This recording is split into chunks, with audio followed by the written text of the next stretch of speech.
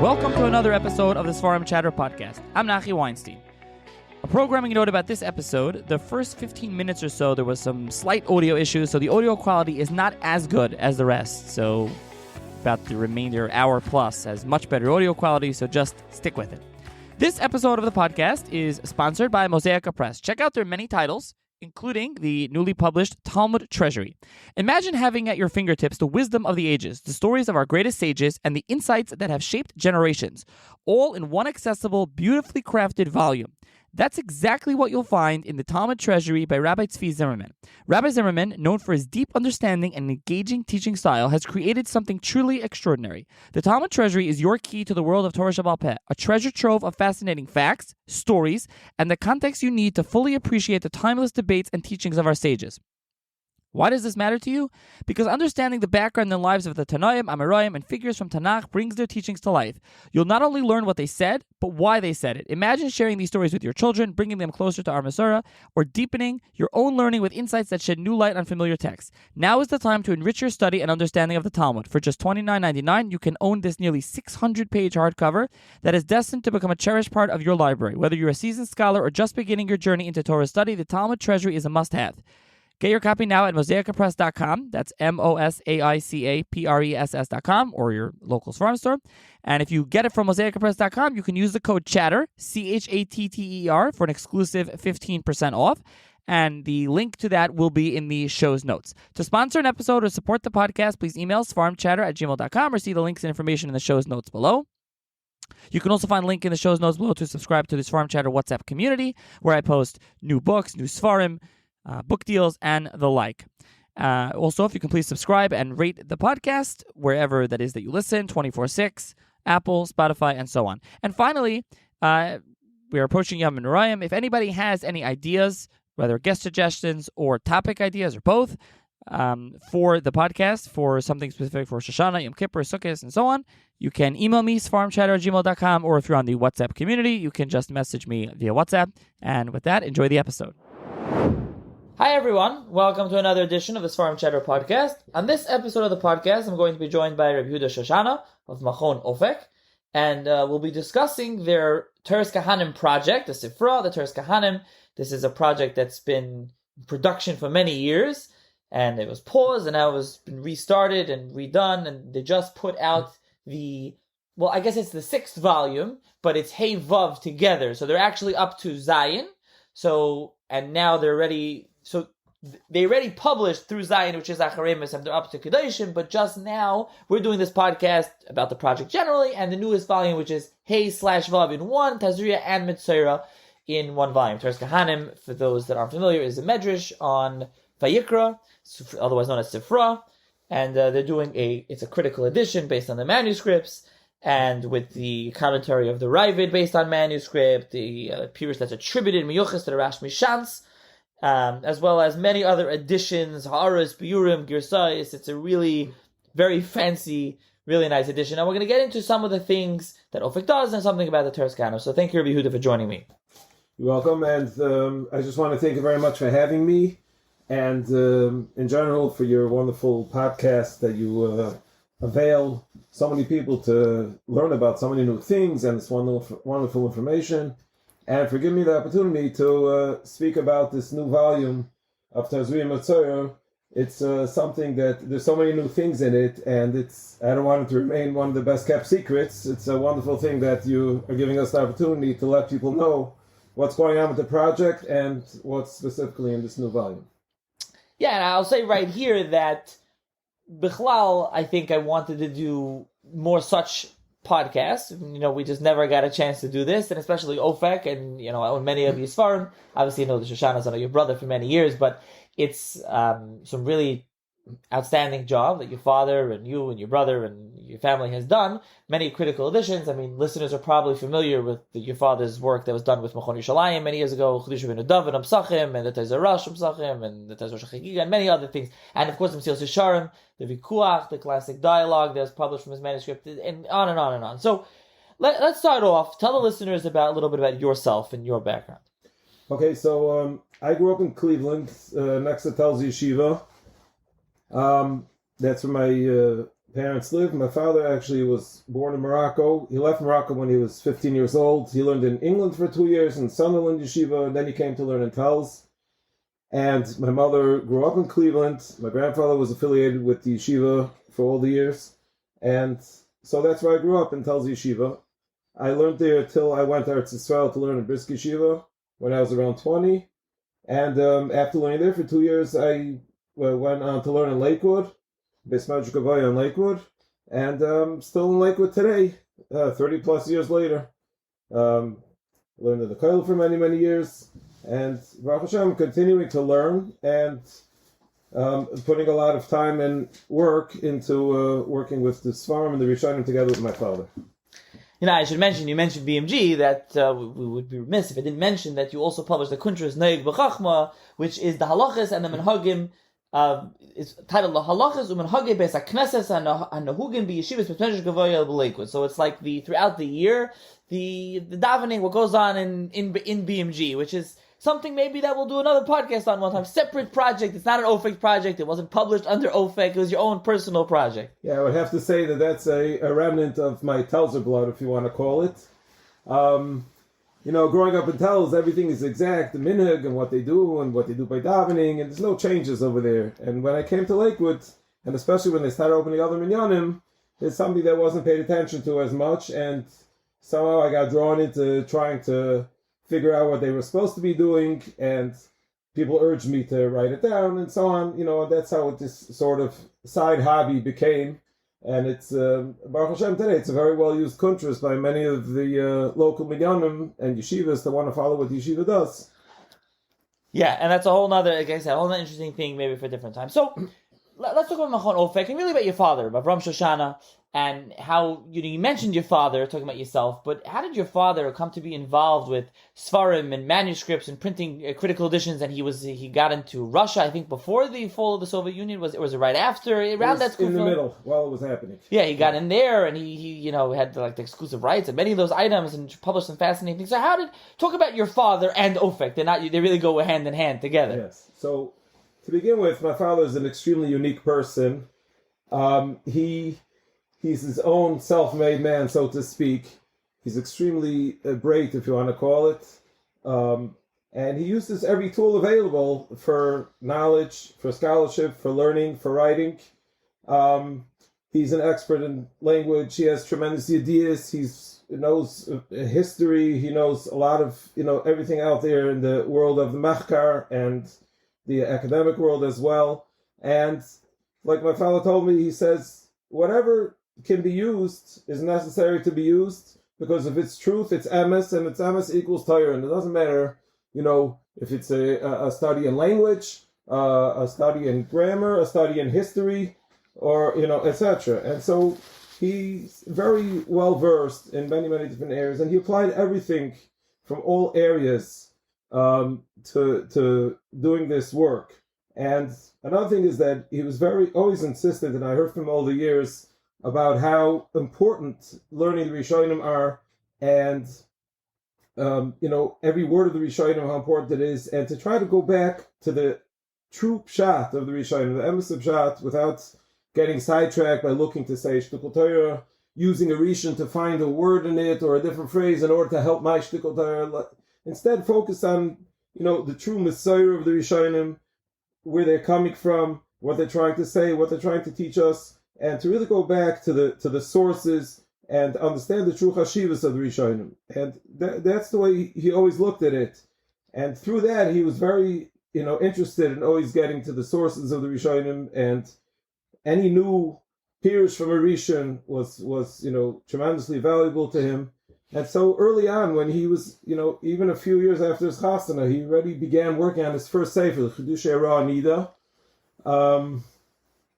I have to estimate that he probably started working around when I was born, in the late 60s, I would assume, because in Tafshin Lamed Beis, 1972, that's when it was first printed, and that was already after he worked on it a couple of years. So he was only married a couple of years, at the time he started working on that. That was always his interest, and from there it grew. Yeah, the Chiddushei Ra'ah Nida, which is still available. That's published by Machon Yerushalayim. So before you started Ofeq, right? Yeah, I just want to, make clarify. Published by Machon Yerushalayim just meant that they printed it for him. In other words, he did the work himself. He had a finished sefer ready to print, and the same was for the Rabbeinu David. And he just simply needed a sponsor to print it for him. And the time when he was in Koil and it was harder for him to put together the funding for it, so he got them to do the printing and the sales, the marketing. But it's completely his own sefer. It's not a sefer sort of which a Machon published, which they commissioned him to do the work for them. It was after the sefer was completely finished, and then he gave it to them to print.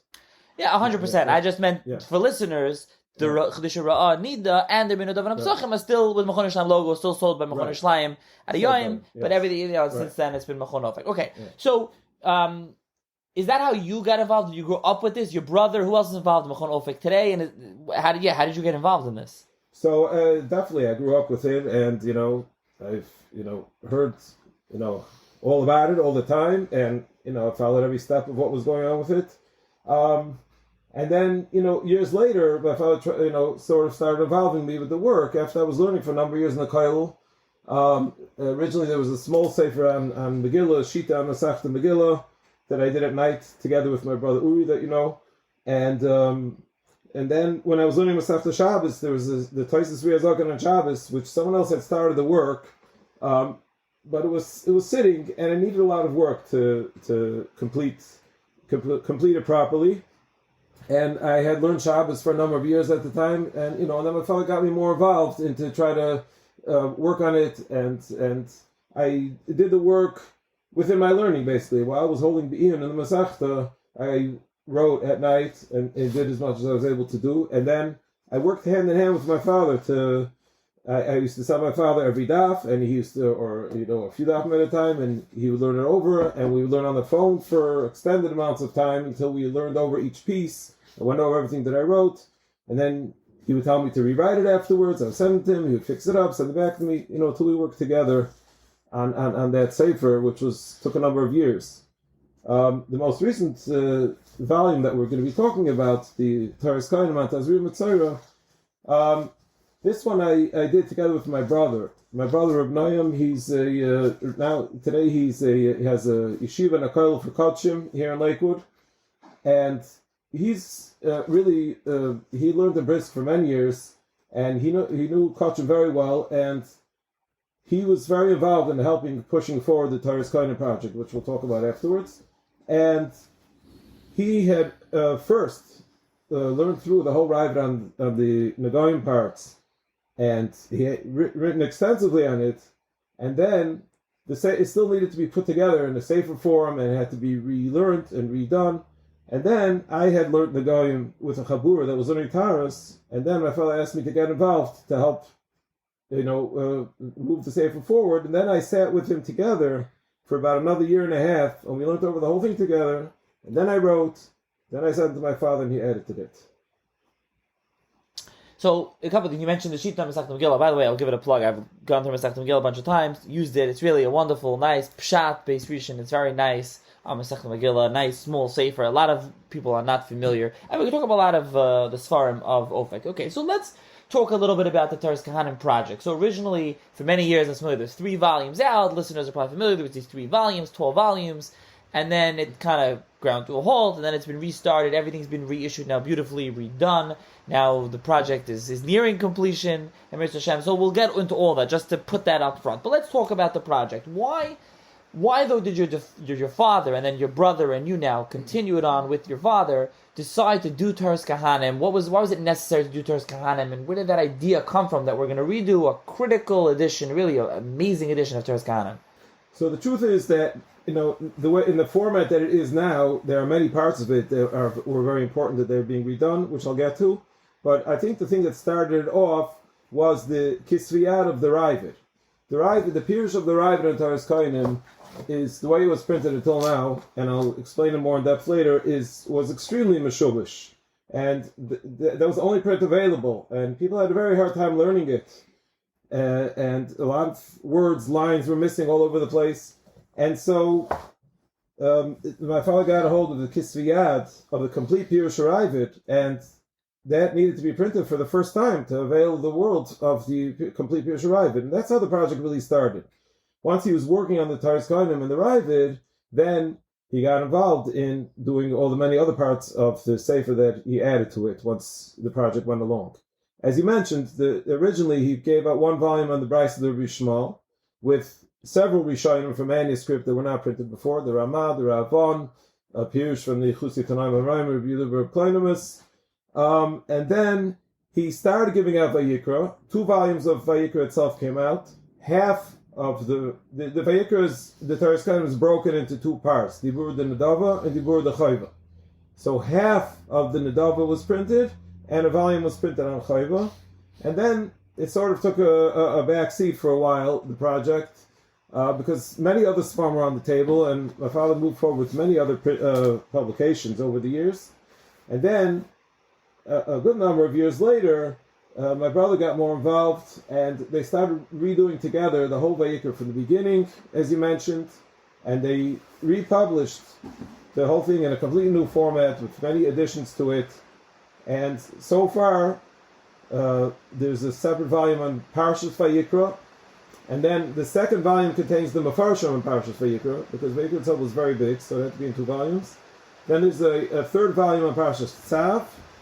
The 4th volume is on Parshas Shmini, and then the next volume that was printed was called Zayin, and that's on Achremos. And now we just published the Hey Vav in between of Tazria and mesorah. We originally were, not sure if we were going to fit it in 1 volume or have 2 separate volumes. We ended up putting it in 1 volume. It's a very large volume. It's probably the biggest volume of the whole set so far. But that's why it's Hey Vav together, Tazria and mesorah. Parshas Kedoshim, my father already finished working on and is being prepared for print now. And my father's right now I'm going to work on Parshas Emor. So the project is really towards the end, because Amoraim is basically Kedoshim. Right. Well, Emor has to be done, which is still going to be a big job to finish. My brother already did the legwork of, till the end. And my father's now doing a full job to do the whole thing. So he's in the middle of Emor now. And then Bahar Chukaisa will probably be a volume by itself. Right. So for many years, those were some people listening probably familiar. It was like, are they ever going to finish? What's going to happen? It's really almost there. And as it is rive of the set, most of the set is out now. So let's take, just before we talk about the set, I want to actually take a step back for the listeners. Just talk briefly about Toras Kohanim in general, which is otherwise known as Sifra. Anyone opens a Malbim has it printed in there. The Malbim has a lot on Sifra, so it's printed in the Malbim, Sifra. And just about it, it's not your, for those that aren't familiar, it's a halacha medrash. It's not like a medrash rabbah. It's not something maybe they're familiar with. Just talk a little bit about Toras Kohanim in brief for the listener to explain what it is. Right, so that's very important to point out. Many people are not familiar with the difference. There are Agoda Midrashim, there are Halacha Midrashim, and the Halacha Midrashim are the Mechilta, the Safra, the Sifri, and the Sifri is on Bamidbar Dvarim, and the Safra is on Vayikra. And that's what we're talking about, the Toras Kohanim or the Safra and Vayikra. Now, Halacha Medrash means that, first of all, it's a body written by Tannaim. Just like Mishnayos and Tosefta, it's another Sefer from Chazal written by the Tannaim. It contains many of the halachas that we find in the Mishnayos, and many more halachas additional that we don't find in the Mishnayos, sometimes in the Tosefta, and sometimes not in either. Many times the Gemaras in Shas quote from the Toras Kohanim, but then there are Masechtas that don't have Gemara. For example, in this new volume that we just did, Tazria Metzora, which is mostly on Negaim doesn't have Gemara.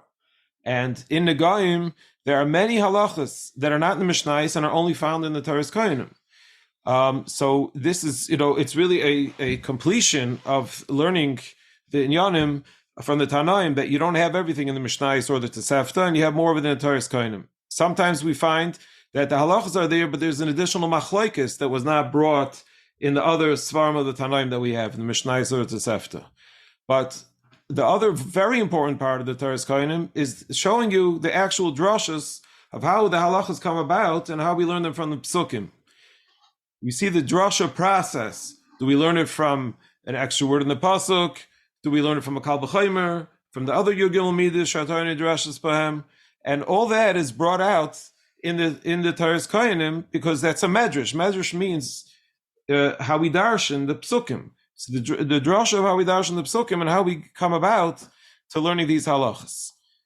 So that's where what the Toras Kohanim adds much more than what we have from the other Tannaim, Sifrei Tannaim. And if you lose out on the Toras Kohanim, you're losing out on a very important part of the Torah of Chazal that we don't have otherwise. It's interesting to note that in a couple places in Tazria, we had, when the Ravid refers to the Toras Kohanim, he calls it Gemara, which is very interesting. The Ravid, refers to it sometimes as the Gemara, which brings out more of the halachas than what we knew just from the Mishnayos. It deals with the drashas, how we learned it out, and brings out more of it. So that's what Toras Kohanim is. I've spoken to people over time. I met someone a few years ago also, and he tells me he's an older fellow, an old Hungarian man actually, but he's a tremendous Talmud Chacham. And he says, he always wondered why in the yeshivas they neglected the limud of learning, these important svarim of the Toras Kohanim, the Safra, the Sifri. These are Sifrei Tannaim that we have to learn in order to understand the halachas and where they're coming from. So, till now, the Toras Kohanim maybe was also harder to use. We didn't have, good editions of it, and there weren't as many of them had all types of shibushim and problems with the girsois and so on. And so, hopefully, with the new editions of Toras Kohanim that we're giving out, and with good editions of all the mefarshim on them, it'll help people be able to learn Toras Kohanim much better. Yeah, and to be clear, I want to point something out, which is that your people are familiar with Machon Ofeq, Machon Yerushalayim, Mavat Shalom, people that do critical editions, and Machon Ofeq. But this Toras Kohanim is like above and beyond. It's like that on steroids. It's like a Rolls Royce of a sefer. It's got like every section. We're doing this audio, not visual, but it has so much in here. And on each page, you have the text, and above it, there's a header. It says Sifra, and then the pasuk's on the side. So it's on the side of it, it's not in line. It's running down on the column, on the margins. You have the Pirush Ravid. You have a Ha'aras U'Biyurim, so comments on the Ravid. You have a Pirush Yochas Rash Mishans. You have that with Ha'aras U'Biyurim. There's a Ha'aras Girsa section, which is a textual variant section, and he thinks is different. You'll also have mesorah HaSafra, Ha'aras U'Biyurim, Medrash Chaim. We'll talk about different things, but there's a lot going on here. And to be clear, it's focused on the key core elements, which is the text, getting the text right, and the different, there's a lot of different manuscripts, so getting the Safra right, and also the Rishonim, the Ravid, the Rash Mishans, and others. It's not something, there are later commentaries on Safra, or based on, we have the Chafetz Chaim wrote, now there's been new editions, and you have the Kamarna, there's a new edition of that, and you have a whole bunch of others.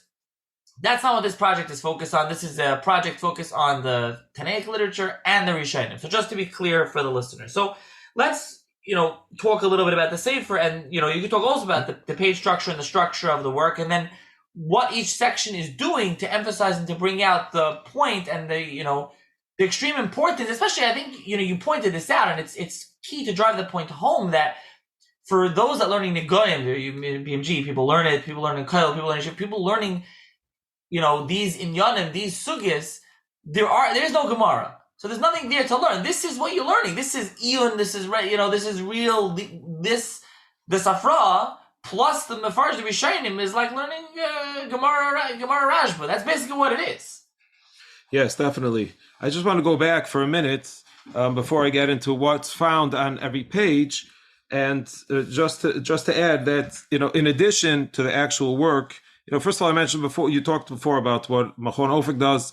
I just want to point out that everything that Machon Ofeq works on and has given out is new svarim that we haven't had before, from manuscript, new creations, things that we haven't had before, that we're not focused. There are other, Machons and printers that are focused on giving you nicer editions, new prints of old svarim that were hard to use, which is wonderful.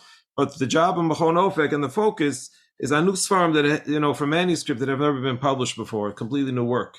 Additionally, this svarim, especially this Toras Kohanim, and as you mentioned, the way the psukim are on the side of the page, and many other things that are found on the page, a big emphasis is also put into the aesthetics of the sefer and the presentation, the fonts, the spacing, all the different sections on the page, and so on. everything to make it beautiful and much easier to use and to learn from in order to help people learn from it. Okay, so now just to go to the basic layout of the page, I'm going to focus now on the actual new volume that we're talking about, the Chelek Vav on Tazria Metzora. I just want to jump in to say two brief comments. So first of all, the only thing I think that you've done that was done before somewhat is the Mesorah Shisharim. What I mean is the Vikuach, the dialogue of the Ramchal, is one of your best sellers and most popular farm, was not done, never printed before. The Ramchal's own handwriting, it's fascinating, and there's been the newest edition is amazing with Purim. But you also, once you were doing it, printed the standard Mesorah Shisharim, so it comes in one volume. So you have the new part of Mesorah Shisharim and the old part. I don't know if anything else is right. But even to add to that, what people call the old Mesorah Shisharim, which we call Seder Prakim, my father redid it according to old original prints and so on, and he completely fixed up the nusach there as well once he was giving it out. Yeah, and there's a part where he called, I think, Beina Masila, where he talks about the differences between the two, and now it's included in the back. So the new one, it's a green, a regular size paper, it's really nice. Okay, so just to mention that in brief. Okay, so now, as you're saying, getting back to I'm going to focus on this new volume of... now I remember what I wanted to say is, now that I have the WhatsApp chat for those listening, there's a WhatsApp community, so I will try to post a picture of the page to when I post this podcast, so listeners can see what's going on. Maybe it'll be a Substack, but the point is, we're doing this only audio, but to see like a picture, but I'll let you explain it to me, what exactly is going on each page and what, you're doing on each page in these volumes. Okay, so first to start off, just to tell you what Parashas Tazria Metzora contains, the way it's broken up in the Toras Kohanim is it starts off with Yoledis, which is Parashas Tazria starts with, and that's the Toras Kohanim calls it Megillah. Megillah's Yoledis, which is the first section, and then comes Megillah's Nagoyim, which is most of Parashas Tazria, covers all the halachas of Nagoyim. Then Parashas Metzora is called Metzora, which continues with the rest of Nagoyim, which is the Taras Metzora and the Nigei Batim. And then the last section of Parashas Metzora is Zavim. That's Megillah Zavim. So basically you have what we call Chelek Hey, which is on Tazria, is Yoledis and Nagoyim, and Chelek Vav, which is on Metzora, is Metzora and Zavim.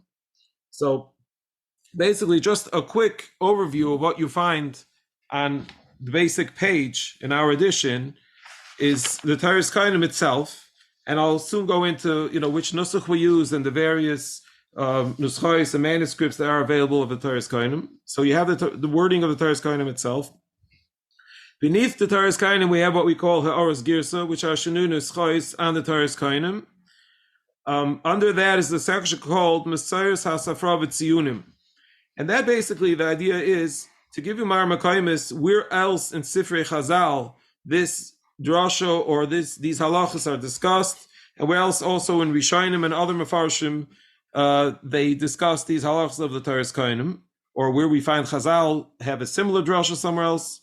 And then comes the Pirush HaRaavad, and I'm going to go into it at length, but as you said, this is the first time that's being published from a complete manuscript with the complete Pirush HaRaavad here. And then beneath that are the Ha'or Siburim on the Raavad. That's the page itself. And then later on in the Sefer are other Mefarshim, which I'll explain later. And then after that comes Maftechus and so on. Now, additionally, on the page, just in the header, which makes things a little easier, as we know, the Toras Kohanim goes according to Parshios and Prakim, which not everybody's so familiar with, and may be hard to find based on what we're used to, Psukim and Prakim and Psukim in the Chumash. And so we also printed in the header, in smaller lettering on the inside header, the Parsha with the Parak and Pasuk number. And additionally, on this, as you mentioned, on the side margin of the page, in every page, we have the Pasuk, we print out the Pasuk that the Toras Kohanim is dealing with and darshaning on that page. Pasuk or 2 or 3 Psukim, sometimes the same Pasuk runs a few pages. That's the basic page itself. So now I'm going to go one by one to break it down and explain to you what we did in each section. Okay, so the first thing is the nusach of the Toras Kohanim itself. We have existing, what we used, and basically what we know of are 6 different manuscripts of the Toras Kohanim. One manuscript is a Vatican manuscript, it's Vatican 31.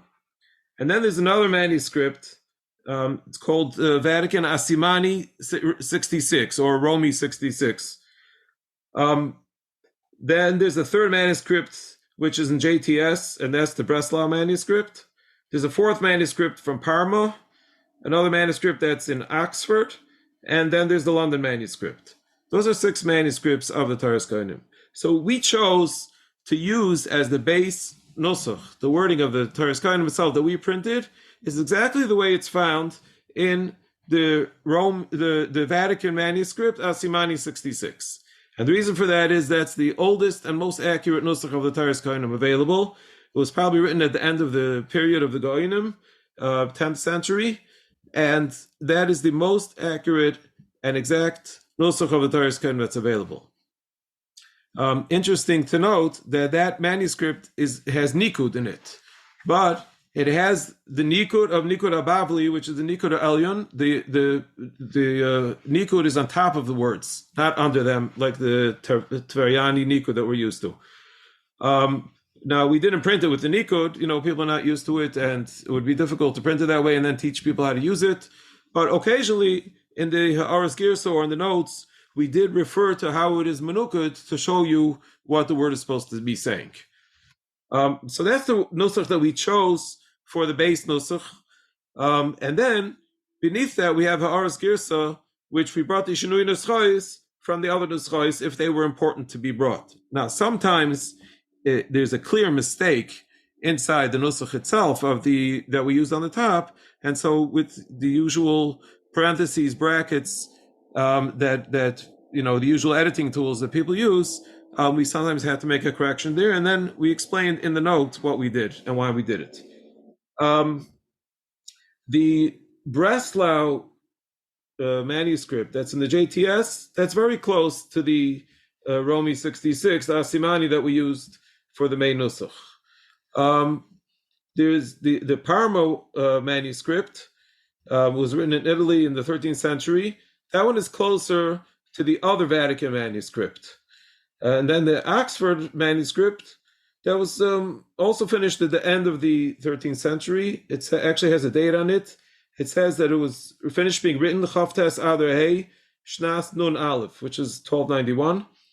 And then the London manuscript was written also either sometime in the 12th century or possibly early 13th century.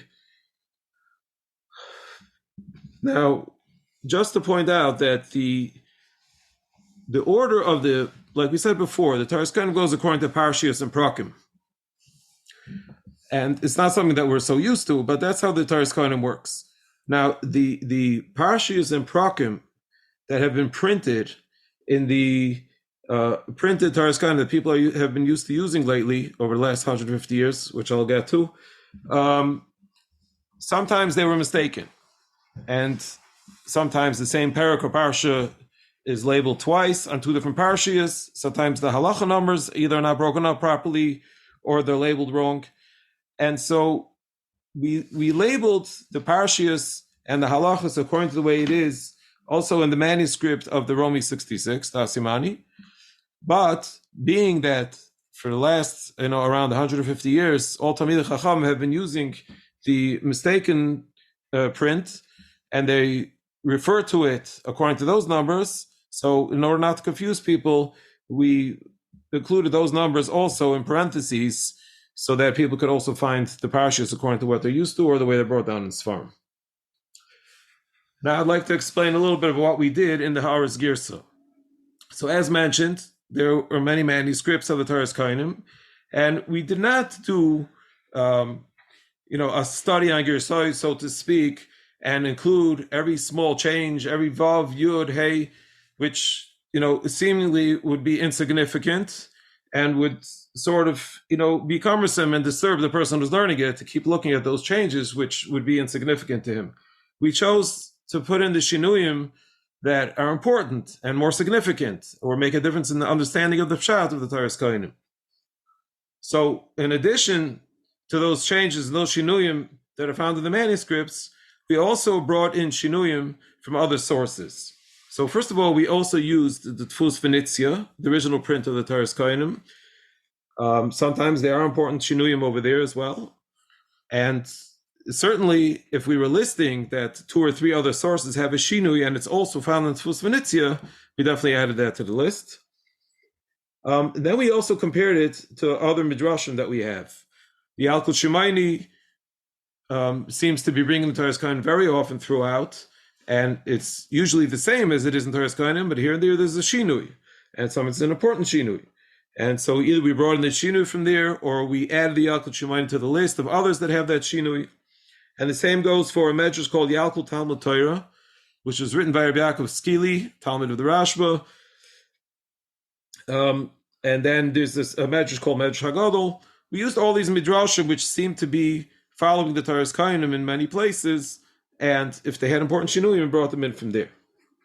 We brought in shinuyim as well from Mefarshim.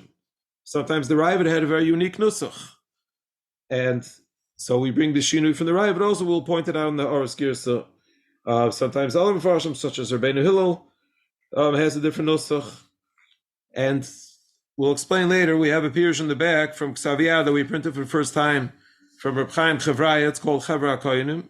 He was a Rav in Mitzrayim, a Talmud of Betzal Ashkenazi, Rav in Mitzrayim in the 1500s, and he wrote an extensive pirush on the whole Toras Kohanim. And sometimes he also has a unique nusach. Sometimes it's similar to the Raavad, and sometimes it's unique, which we didn't find it anywhere else.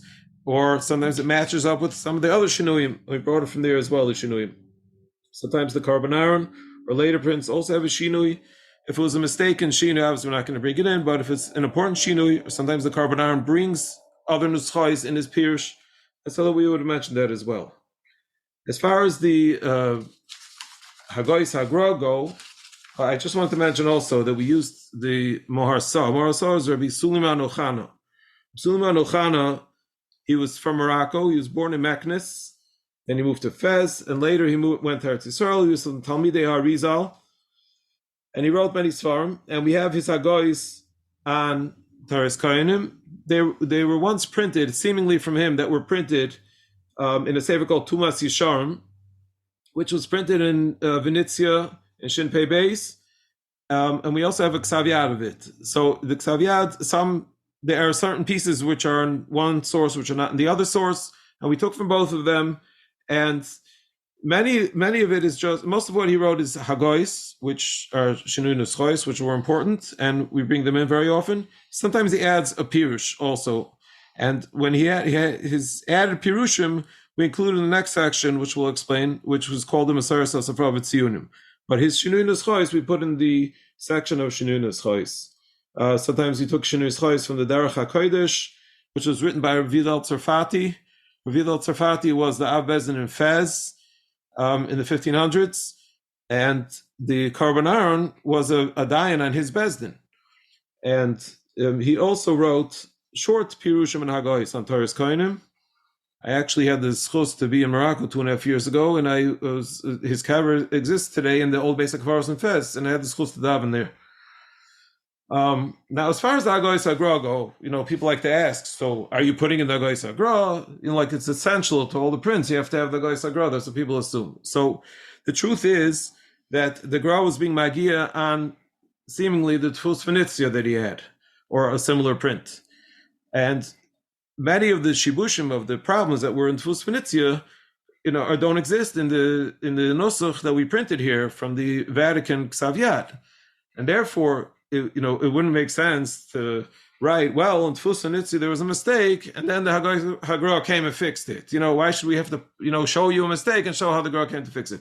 So therefore, it wasn't relevant to print all the Hagois Hagra, obviously, but sometimes they were important Hagois from the Gra. And so when they were, we mentioned it in the Ha'aros Girsa. I mostly took them from the beer of the Chafetz Chaim. Chafetz Chaim brings Hagois Hagra, and a lot of times he adds explanation as to why the Gra found it important to make that shinui. And so it was very important to use the Hagois from the Chafetz Chaim and from the beer Gra that are brought in the Chafetz Chaim, and sometimes to bring in the explanation of the Chafetz Chaim to them. And so when those were relevant, we brought them in as well. So that's the section of the Ha'aros Girsa. The next section, I forgot to mention that we also, on the side of the Toras Kohanim, we printed a medrash called Medrash Chachamim. That's another medrash that We're not sure exactly who wrote it. It seems that it was written from the early Chachmei Italia, from Italy. And the reason why we chose to put this medrash in is because it has unique nuschois, and very often we found that when the Ravid had a unique nusach, it was the same nusach as the way it is here in the Medrash Chachamim. And so, seemingly, we're not sure what was, written first, who took from who, where the nusach came from exactly. That's a study by itself. But since the nusach of that medrash resembles very closely the nusach of the Ravid, we felt it was important to print it on the page. And so it's printed on the side in smaller lettering on the side of the main nusach of the Toras Kohanim. As far as the mesorah hasafra v'tziyunim, so it's like what we used to mesorah hashas, so mesorah hasafra, but mesorah hasafra v'tziyunim, it's an expanded one.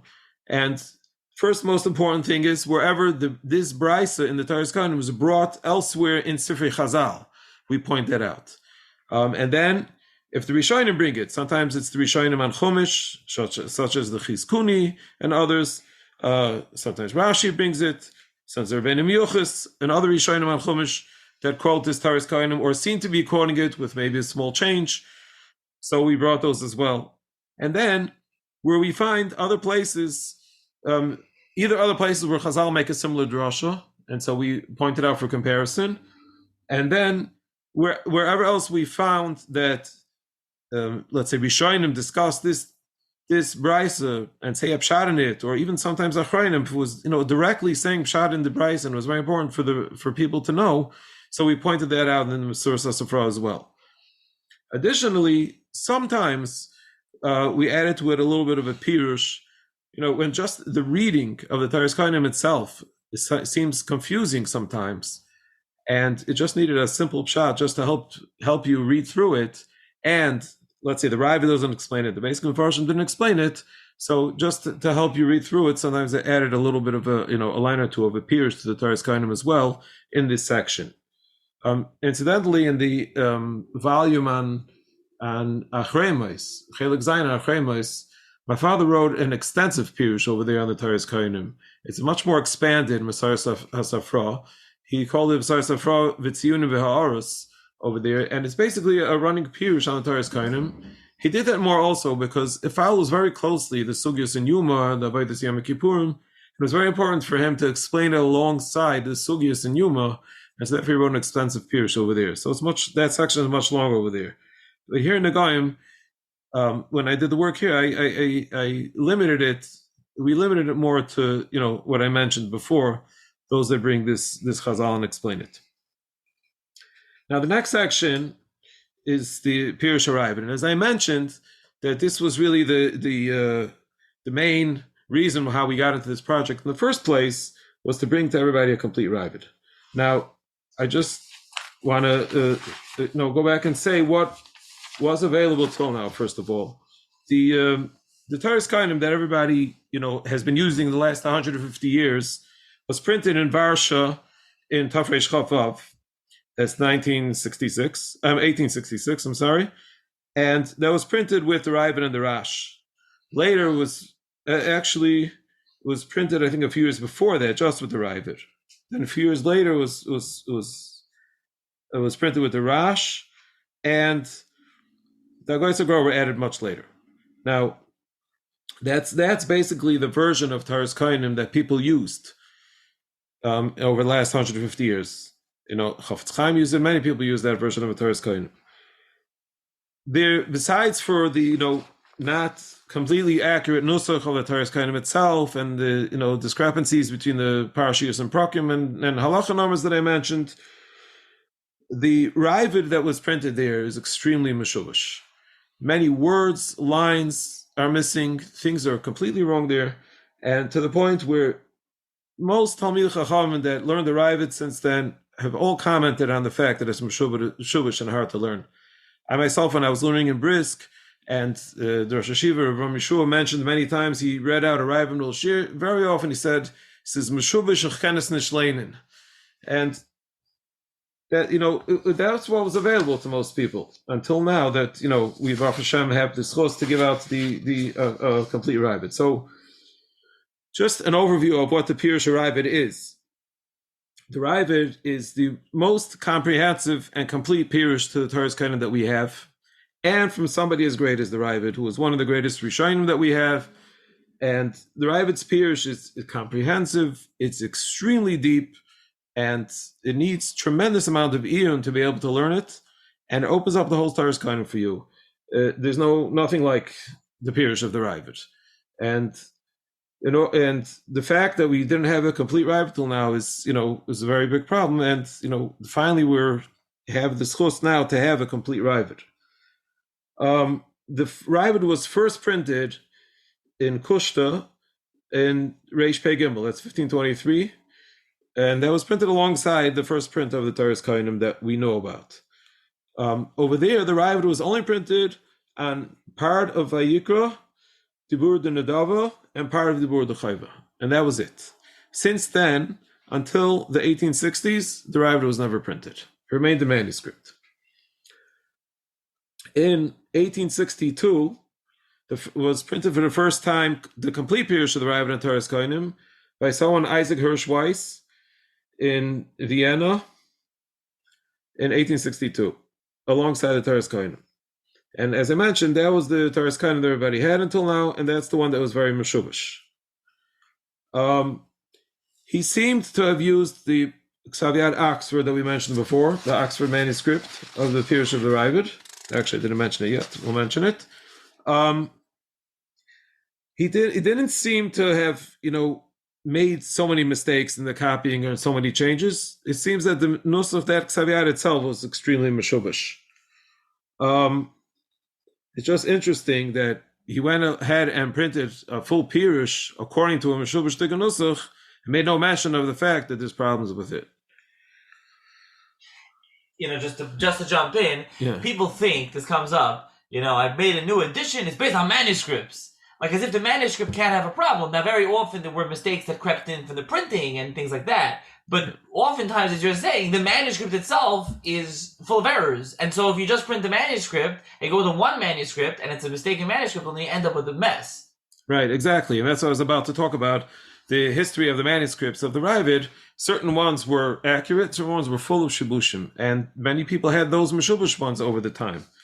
So, you have to understand, manuscript, people think manuscript is a magical word. Manuscript is because print wasn't invented until the late 1400s and became more in use in the 1500s. So until then, manuscript equaled print. And the oldest farm that were available until then were handwritten. They had professional ciphering that used to make professional copies of this farm, and that's what was given out, and that's manuscript. Now, those Svarim were copied many times in many different places. It's not just that the Rishon himself wrote it and the whole world used that one copy written by the Rishon, obviously, right? They were written by professional Sifrim, sent all over the place. And from those, others made copies. And so different manuscripts proliferated, to the people that were learning over the years. And when print came around, so whatever the printers chose to print at the time got printed. Many of the manuscripts that didn't get printed right away got left behind, so to speak, and remained in manuscript form. And could have been the better versions, could have been the other versions, and at least, today, many of these, much more has been lost, but many of them have been preserved and we're able to still go and print them today. So to get back to the Ravid, there exist 4 manuscripts of the pirush of the Ravid on Toras Kohanim. The first manuscript is a British Museum manuscript, which we refer to in the Sefer as Lamed. The second, then there are 2 manuscripts that are found today in JTS, which we refer to, one as Reish and one as Shin. And the last manuscript is an Oxford manuscript, which is Aleph. The Oxford manuscript and the second JTS manuscript that I mentioned, which we refer to in the Sefer as Shin, are both full of mistakes and the same mistakes, or very close to the same mistakes, which would seem that they both come from the same source. Either one copied from the other, or they both copied from a different source, which had those shibushim in it. And those manuscripts and that family of manuscripts, maybe those that preceded it, have been in use, which we'll say soon, by quite a few Talmid Chacham and Sfarim over the years, and they bring them with the shibushim. And then we have the other manuscripts which we were able to obtain, which is the British Museum manuscript, which is the most complete and correct manuscript of the Ravid, and it gives you a complete good nusach of the Ravid, and that's the nusach that we based our Pirush of the Ravid on. The other manuscript from JTS is also a very good nusach. It's close to the British Museum nusach. Even in some places, seems to have some additions to it, which some want to maybe say that the Ravid wrote another Madura, and there were some extra pieces, which we're not sure about. But that manuscript doesn't cover the whole Toras Kohanim, that first JTS manuscript. It ends in the beginning of Tazri after Yoledis, is missing some of it in the beginning of Vayikra also. And so the base that we used for the Pirush Ravid and the most complete manuscript is the British Museum manuscript. Naturally, every Sefer is going to have some mistakes in it. Even the most perfect manuscript is going to have some mistakes in it. And sometimes, on occasion, the other manuscript, let's say the Oxford one, had something, or the other JTS one had something more correct in it than the British Museum one, and so we brought in the nusach from that manuscript when it was needed. Sometimes we even put it on the inside of the Ravid in arrow brackets, and we wrote a tiny shin next to it to show that word we're bringing in from the other Ksav Yad. We were very clear, as we always are, exactly what it says in which Ksav Yad, and what we're bringing in from each manuscript, so everyone can know exactly what it says in the manuscript, and that's how we presented it. I just want to add that some of the Gedolei Achronim, early ones who had the Pirush of the Ravid or quoted it, it's interesting to note some of them had the good nusach, some of them seem to have been using manuscripts from the family of the nusach that had problems to it. In the Shitum Kuvetz on Chulin that was published by Ofeq that my father gave out, Rabbi Tal Ashkenazi brings over there a few times, he quotes the Ravid and Toras Kohanim, and whenever he quotes the Ravid and Toras Kohanim, the nusach matches up with the British Museum Ksav Yad, which is the good nusach that we used. We find also the Rash Sirelio in his Pirush on Zroim and Yerushalmi, as well, when he brings the Ravid and Toras Kohanim, it also matches with the good nusach of the British Museum. Same goes for the Maram Najara, Rav Moshe Najara, that wrote a Sefer Lekach Tov and Vayikra, and Reb Suleiman Ochana that we mentioned before. Most of those, in most places there, when they quote the Ravid, it's according to the nusach of the British Museum, which is the good nusach. In contrast, the Baal Chastei David in his Pirush on Tosefta, he quotes the Ravid extensively throughout the whole Tosefta, and especially in Tosefta Negaim, we use them, a lot throughout.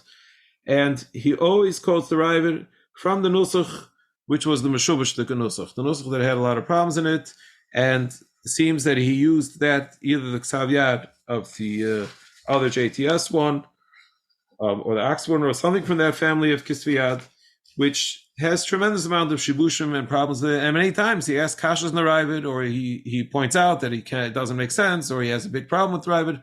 And a lot of times it was based on those mistaken nuschais from the Ravid of those kisviyah that he used.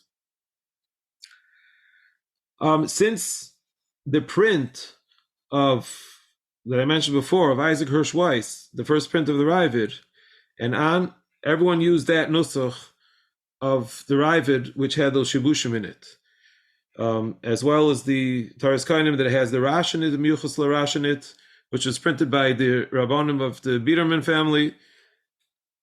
They all use that, copy, the nusach that was printed by Isaac Hirsch Weiss, and all has that nusach, as well as many Talmid Chacham afterwards. They wrote Svarim and quoted the Ravid. They're all quoting from that Pirush that was available to them. There was only one available in print. I'd like to point out something very interesting. The Pirush of the Chafetz Chaim. The Pirush of the Chafetz Chaim and the Toras Kohanim, he's basically paraphrasing the Ravid throughout his whole Pirush. He's basically running off the Ravid and paraphrasing the Ravid, and his whole Pirush is based on the Ravid. And it's so interesting to see in many places where there was something missing in the Ravid, words, lines, something, and there were problems with the Pirush of the Ravid. And just in those places, all of a sudden the Chafetz Chaim deviates, adds a few words, he tries to twist it a little bit, and you see that he was margish that there's a problem with the nusach of the Ravid in those places, and he tried to help it out by trying to fix it up. And it's very, very interesting. I think that people who, if you're learning it really, really be'in, and especially if you see the different contrast of the different nuschos of the Ravid, you'll notice what the Chavetz Chaim was really trying to do. But if not, you would never really understand and notice. So that's what he was trying to do. We in the Mavo of the Sefer, we did, bring. I don't know if I should really read that out because it's like our people are not looking at it in front of them. But if people want to look at the Mavo, we did bring just as several samples. We have done in the other volumes as well, but we brought in a few samples here from the Ravid and the Goyim and Tazria, where you have whole lines missing, and we lined them up side by side, and to point out the missing lines, and you see how it makes a tremendous difference. Not being able to read those missing lines, and it makes a difference in the Pirush to be able to understand the Ravid. And that's in page 2021, page 20, new edition, yes, right? Yes. In the new edition, the newest volume. Hey, Vav, Tazria Metzora. Just if listeners want to check it out, like you said, you really show the differences. Right. We just did a few samples here. In the other volumes, I think we did more samples. We just added a few more from this volume. And now, I just want to ask you one question. I know we're going to continue on with more about the Ravid, but just general question about the Ravid, just like stylistically, and if this went like the Ravid's commentary on Toras Kohanim, for those that aren't familiar, would be akin to, is there an analogous Pirush of a Rishon on something that it's similar to? Is it like Pshat? Is it Lamdas? What can you explain what it's like? The truth is that in any Masechta that we have a Ravid on, which is not much, but whatever we do, Ravid is very unique, very, very unique, and very, very deep. And he'll always come up with something new to a problem that the other Rishonim dealt with. So it's like that here too, as well. He definitely goes obviously to the pshat, but to oimek pshat like Rishonim do, and then he'll add to it. And sometimes he'll say big chidushim based on problems that there are in the pshat of the Toras Kohanim, or how to fit it with the dinim of Nagoyim that we have. The Ravid also works very much with the Mishnais Nagoyim over here at the same time. And many times he goes, he in the middle of the Pirush, he deviates to the Mishnah, he'll bring the Mishnah, and he'll go and explain the whole sugya, from the Toras Kohanim to the Mishnah, and explain the whole Mishnais as well. So it's a very comprehensive and deep shot. Also, there's a lot of Hasagas Ravid in Hilchos Tzaras, in the Rambam, and a lot of, you have to work with what he says there also as well, and there's a lot of Chidushim there as well. I just want to mention some of Rishonim and Amoraim that we know of that used the Ravid, for those that had access to it.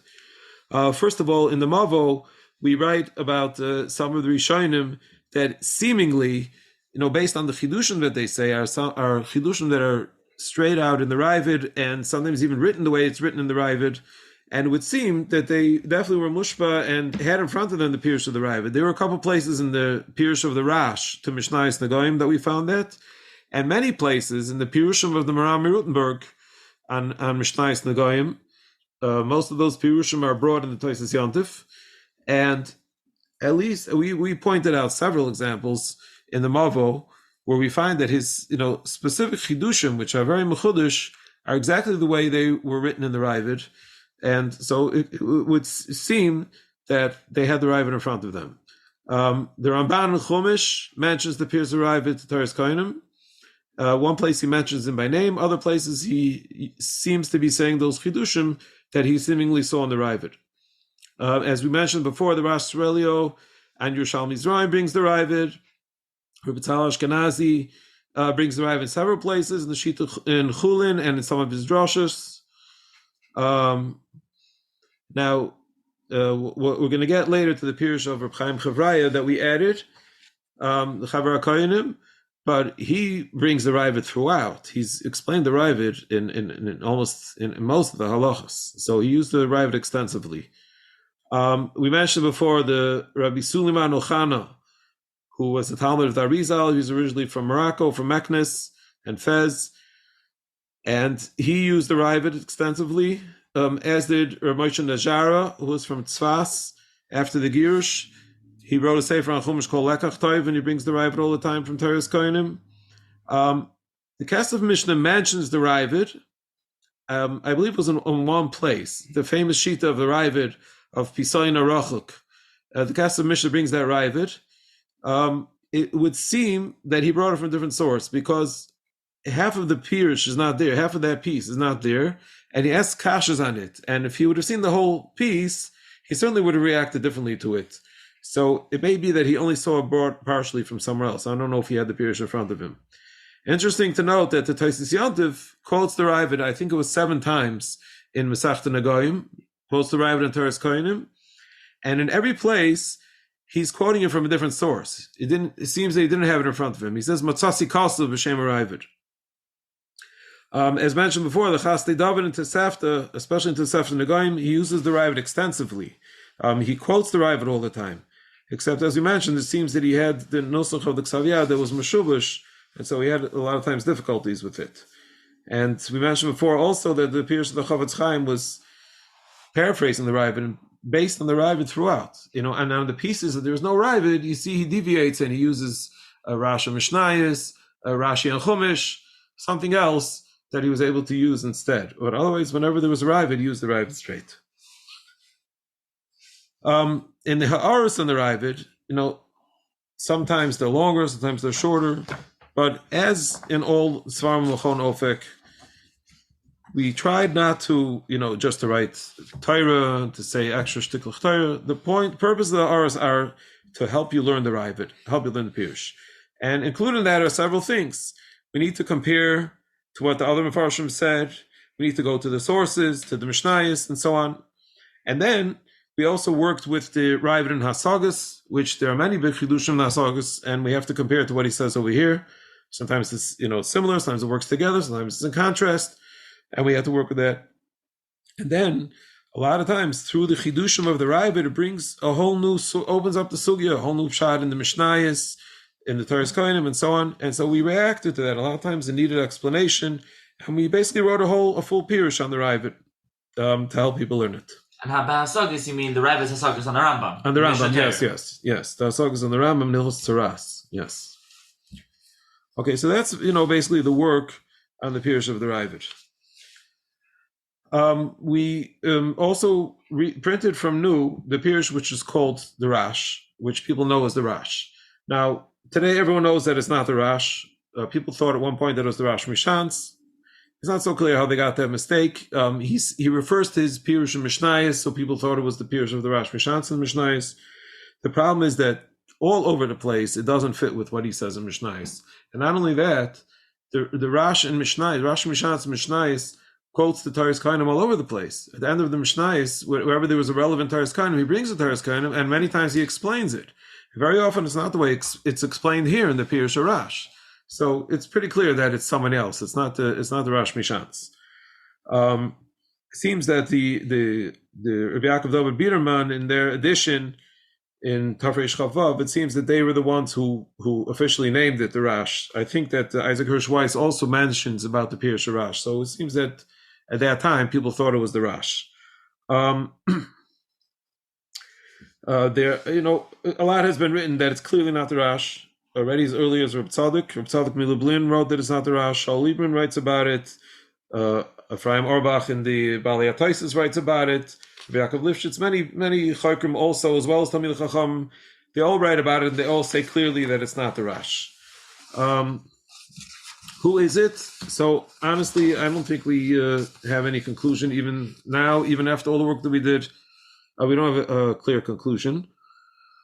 He certainly is from the world of the Balei HaTaisis, and the mistake of the Rash probably does place him somewhere around there. But we, can't pinpoint who he is. I just want to point out that in this new volume of Tazria, in one place, he writes, Kach Pirush li Mori Harav Reb David ben Reb Kloinimis Mishum Reb Shmuel ben Reb Kloinimis. So he and again, and this, I think my father sort of in some of the other Sfarim he gave out, he brought up this theory about some of the other Sfarim, and maybe it could be applied here as well, is that sometimes we don't have to pinpoint it was one specific Mechaber. Many times there were Rishonim that were Malakat from other Rishonim before them. And so it's not always uniform that the Pirush is going to always fit with that person, because maybe here he was bringing from one Rishon, here he was bringing from different Rishon. And so it's not always that you're going to even be able to pinpoint one Mechaber. Who is the Malaket? Who is the Mesader? That's a good question. We don't know. No.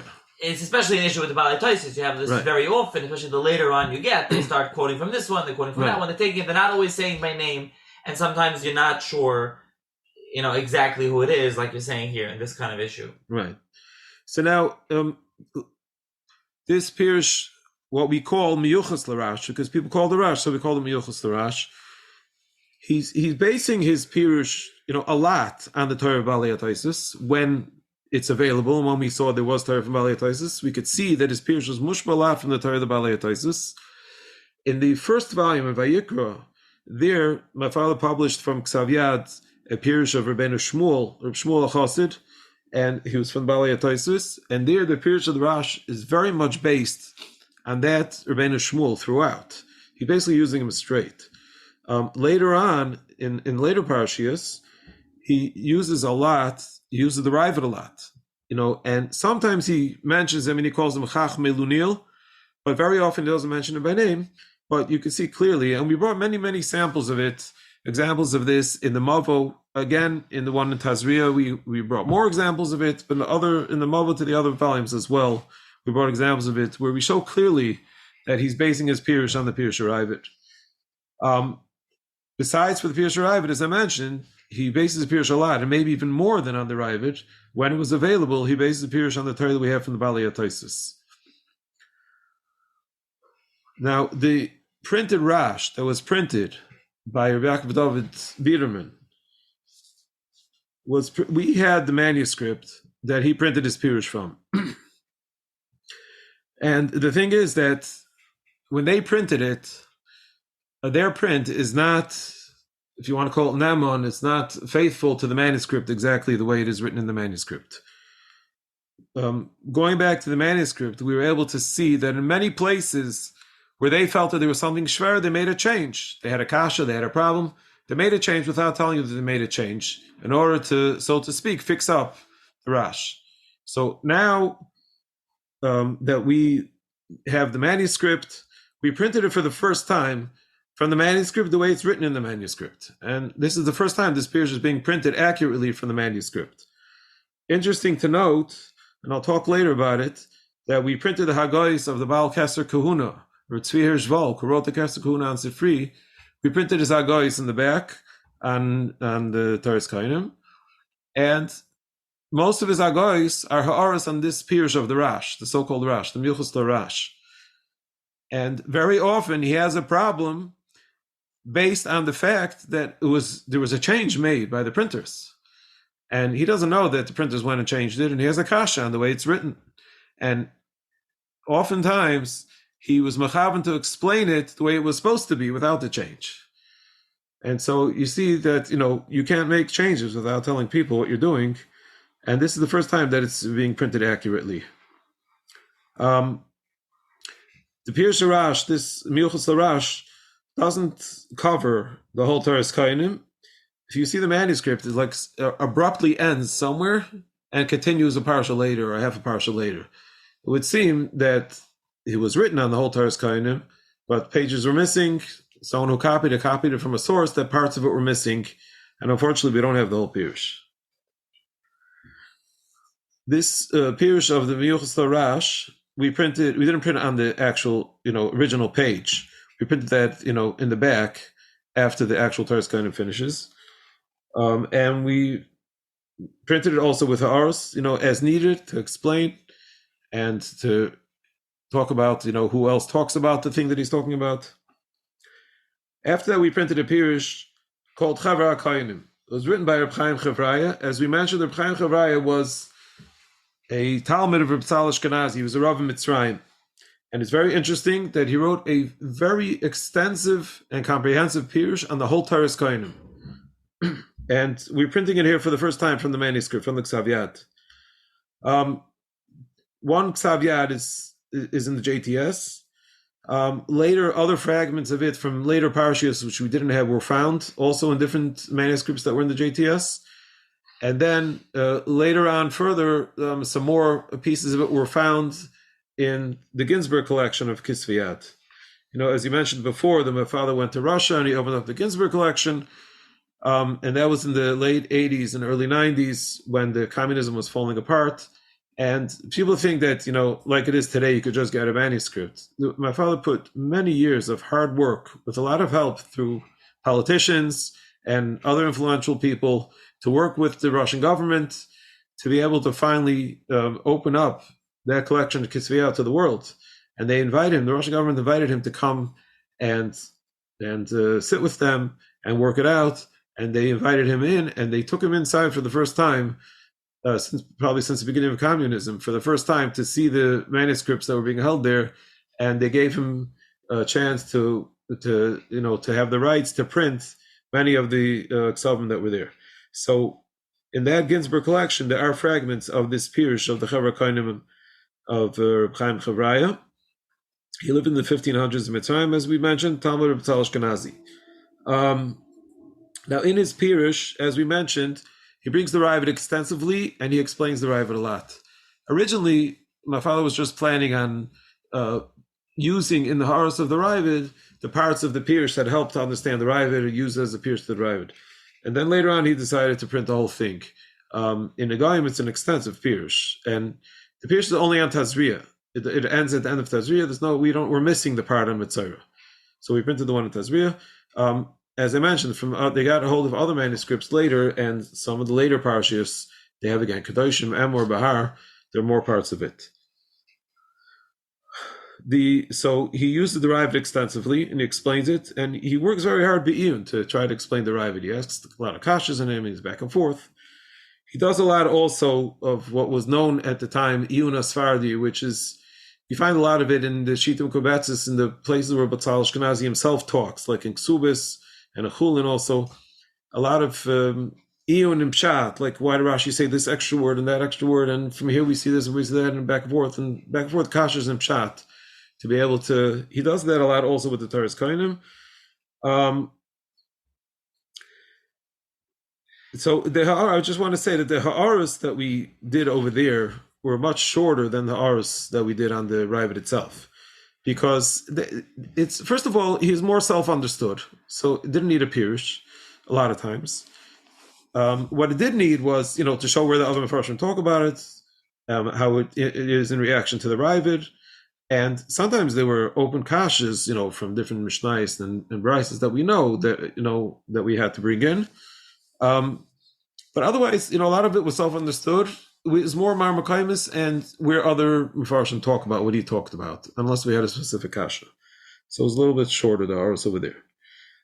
There's a sefer that was written on the Yalkut Shemaini, from somebody of Avram Gedalia. It was first printed in Livorno in 1650.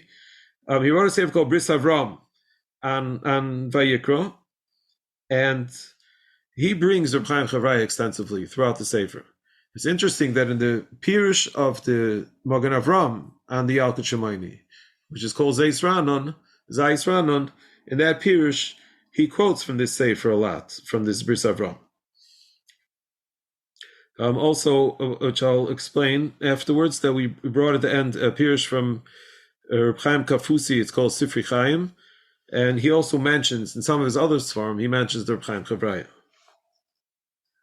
Chaim Chavraya as well brings in his Pirush pieces from the Rash and Mishnayos, not from the so-called Rash and Toras Kohanim, although there was one Chayker the road that he quotes the Rash and Toras Kohanim. We didn't find that. He does bring from Pirushim from the Rash and Mishnayos. He brings from Rashi and Chumash, he brings from the Re'im, he brings from the Rambam, and he quotes some of this farm of his time from the Rabbanim of Mitzrayim, Rabbi Shenajara, Rabbi Manson, and some others. I just want to read over an interesting lashon in a couple places in Vayikra and here in Tazria. He complains about the poor state of the Rabbanim in Mitzrayim, and they don't have money, they can't afford Sfarim, and he seemed to have been suffering from a lack of Sfarim to look up the sources. And he writes over here in the Goyim, in Parak Tas Lach Zayin, he brings two pshatim, and he says it's very difficult to know the difference between the two pshatim, to know im hanazir doiche isar hanese koiloi. And then he writes, Ulefi shekatzra yadi miliyos bebeisi sfarim leida hadin eni ochel avar. I don't have enough sfarim, and I can't be mavar the halacha the way it's supposed to be.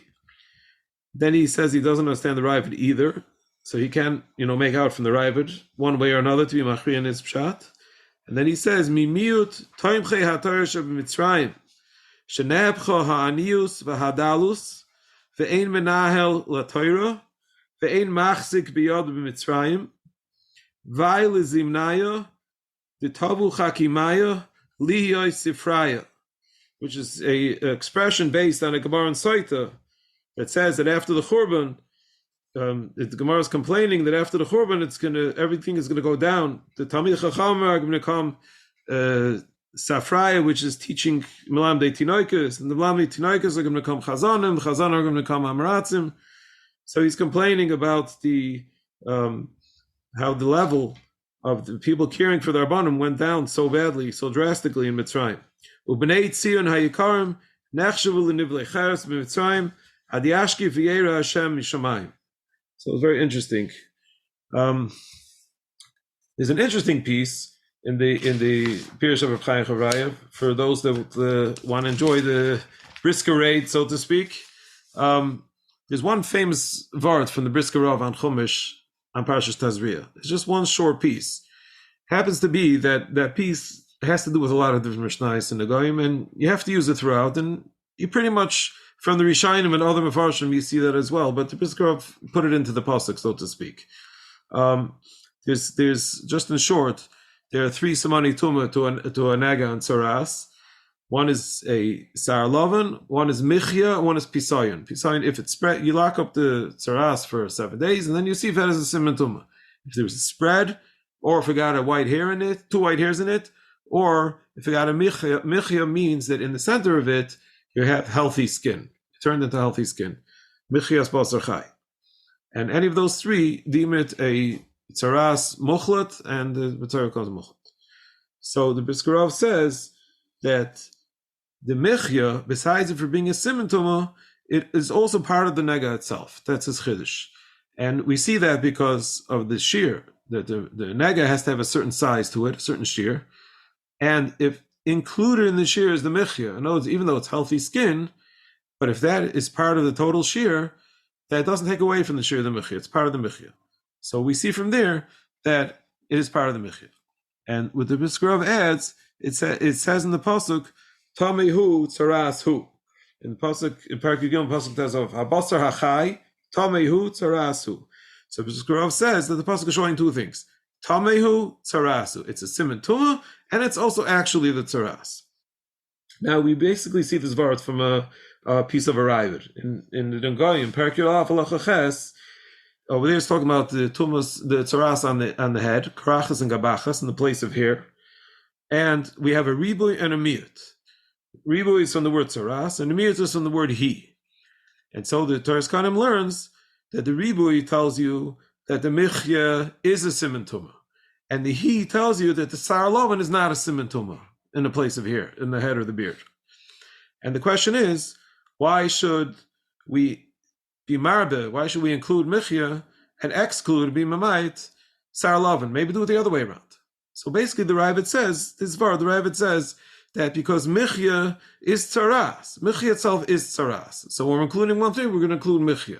However, the sar lovan is not the tzaras itself, which is basically this svara. And in that piece over there, Chaim Chevrai. Now, on the Brisker Rav himself, that he puts it into the pasuk, there are those that have a tain on it, because that pasuk is talking the parsha of Parach Bekuloi, when the whole body becomes white, and when it recedes, that's what we're talking about Chazara, when the Parach Bekuloi recedes. Now, recedes, you can declare, why does he become Tameh? Is it because you don't have Parach Bekuloi anymore, or is it because you now have a michya? That place where it receded means you have healthy skin there. So maybe that's a regular tumah of michya. So the Brisker Rav learns from that pasuk that's talking about the parsha Parach Bekuloi, he learns from it to every michya. But maybe it's not the same as every michya. Maybe that's only talking specifically about when you have a chazar of a Parach Bekuloi. So there's a discussion, and they have Torah about it, why it is a good raya, and so on. But interesting, on that Ravid that says this vart, Reb Chaim Chevrai says, we learn it from that pasuk, Tamehu tzaras hu. For that very pasuk that the Brisker Rav learned it from, the Reb Chaim Chevrai himself, 400 years beforehand, learned it from the same pasuk, and it just was very interesting to me. Even though the brisker vart and there's a kash on it and that, but here Reb Chaim Chavraya said the same vart, hundreds of years beforehand. Reb Chaim Chavraya, just to add, Reb Chaim Chavraya himself wrote many other svarim. He wrote a Pirush on Sifri, he wrote svarim on Haftarahs, and svarim on Chumash, droshes, and so on. Some are in manuscript form still today, and some are missing.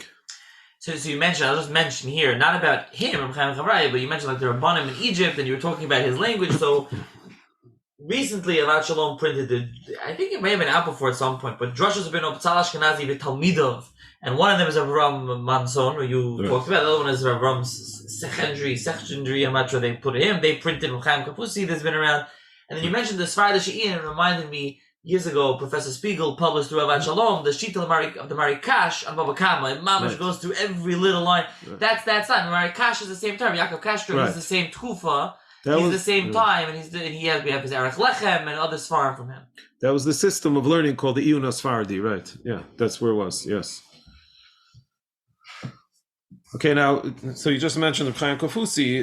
At the end, we printed Reb Chaim Kafusi. Unfortunately, on Tazri Metzora, we just found 2 pages on Metzora. And other parts of Yikra, we had more of it, which my father printed. Reb Chaim Kafusi was, as we mentioned, from the Rabbanim Mitzrayim as well, and he was a Talmud of the Arizal. And he wrote a whole Pirush on Safra and Sifri. Just unfortunately, we don't have the whole thing. Here we just had 2 pages. There was just to say a little bit, one cute vart from him on the pages that we printed in Metzora. He has a bunch of kashas on bringing the tziparim for Taras and Metzora. He has several kashas on the drasha, the way Rashi brings it. We learned chaya that it has to be chayas v'loi. It has to be, it can't be shchuta, and taharis v'loi tmeis. And this actually we wrote about in the Ravid also. There's a discussion about the drasha, and the Gemara Chulin learns the drasha differently. So he has several kashas on the drashas and also on the order of the psukim. Then he brings 2 different midrashim, and he wants to say that maybe it depends on the 2 different midrashim. And then he said, in order to answer all the kasha, I'm not going to go through the kasha very sort of nitty gritty to go through everything, but just the vart that he uses to answer the kasha is very interesting. He refers to the memra of Rishon Bar Yochai that he says that if I was there Matan Torah, I would say that we should have been created with 2 different tongues, one tongue to use for kodesh and one tongue to use for chayil. And how could the same mouth and the same tongue speak divrei chayil and divrei kodesh at the same time? So he says that when a person does the chet of lashon hara, so he violated both. He violated the tongue of kodesh and the tongue of chayil. So now you need a double kapara. So he says that when a person speaks lashon hara, you have a problem. Normally, if you did an avei with your hand or your foot or another part of your body, you can say vidu with your mouth. But what if you did the avei with your mouth? How could that same mouth say vidu? Enketeger nasas aneger. So he says that therefore you need an external action first to start the vidu process before the mouth. He says that's when it says v'lakach shnei tziparim chayos tahirus. You have to take 2 birds and you have to take them when they're alive. You can't bring them shchutos. Why? Because that shows that we have to be mechaya and be metahir our mouths. And the action of taking the tziparim, that's like an action of vidui on the mouth. So it's an external action of vidui that we need in order to be metahir the mouth first. He says, and then there's, as he said, the tzad avdus, what he calls, and the tzad cherus of the mouth. The tzad avdus is the mouth that's used for chayil, and the tzad cherus is the mouth that's used for kodesh. So he says, since you need a kapara on both, the one bird we do shchita on, and one bird we do shiluach on. So the bird that we do shchita on is for a kapara for the tzad avdus, and the bird that we do shiluach on is for a kapara for the tzad cherus. So he says the 3-step process. First, we need v'lakach shtei tziparim chayos, and that begins the vidui process. And then the shchita of the bird that's connected to tzad avdus, which is the chayil part of the mouth, which is the final kapara of the tzad avdus. And then the shiluach of the other one, which is a kapara of the tzad cherus. Those are the steps of the kapara that you need for what you did with your mouth. Very interesting. There's a story with him also, Chaim Kafusi, about the chidabrings and about the... about his eyes, that he went blind, yeah. Hashem Nisi, and then he had a nace done to him. Yeah, he said, the Chida writes, he had a nace done to him, he was blind, he was going blind. I don't remember the exact story of how he got healed, but he davened to Hashem that Hashem should heal him. And after he got healed, he signed his name always after that, Hashem Nisi Chaim Kafusi. Chida writes that he has seen both signatures from him, the before and the after. Plain Chaim Kafusi and Hashem Nisi Chaim Kafusi. Yeah, and like I said, Avashalom's printed Bara Chaim, I think on Al Torah there's a small say from him, and then there's Chuvas from Chaim Kafusi. We have two small svarim from him, besides for this we have in here. Yeah. Okay, and as I mentioned before, at the end of the Sefer also we printed Hagoyis from Tzvi Hirsch Volk, who wrote the Kester Kahuna on the Sifri. He was the Rav of Pinsk around before World War I, during World War I sometime, I think. Maybe he was nifted around then. Later in the 1950s, his grandchildren started printing his Pirush on the Sifri. So he wrote also on the Safra. He says originally he was going to write a full Pirush on the Safra. Once he saw the Karban Aron, then he saw that it wasn't so necessary for his Pirush. Instead, he wrote a short Hagoyis on the Safra. And as I mentioned, a lot of the Hagoyis are on the so-called Pirush Harash, Miuchas Larash. You see his tremendous Kayach and what a great Talmud Chacham he was, that even though he had in front of him the mistaken copy of the Rash, the way it was printed, and he had kashas on those places where there were problems, but he was able to come to the true pshat in the Rash through his understanding what the Rash really meant to do. In many places, he was able to do that. Now, I want to mention, I mentioned a couple of Purushim earlier. I forgot to mention, you've mentioned a number of times the Karban Aron of Aaron Ibn Chaim, Morocco, 16th century, with the classic Purush of the Amoraim on the Toras Kohanim. So that's not in here. There's a new edition by Zichron Aaron, 2 volumes. I'm not speaking to the quality of the edition. It is not a critical edition. It's a new print, a new edition. But so the Karban Aron is not. But to be clear, that's a massive 2 volumes that they did in the new font. It's a lot. But that's not in here. Right. So the Karban Aron himself, also like many Sfarim, and it's always very important. Like I mentioned in the Chofetz Chaim, it's very important to know which Mefarshim before him he was basing his Pirush on. And that always helps. Sometimes the Karban was using a Taisva somewhere, sometimes a Rashi somewhere, sometimes Rabbeinu Hillel. He used Rabbeinu Hillel extensively. The Ravid he did not have. He only had the printed Ravid. And so therefore in the beginning of Vayikra, where the printed Ravid was available to him on part of Parashas Vayikra, he used them extensively. And then it ends.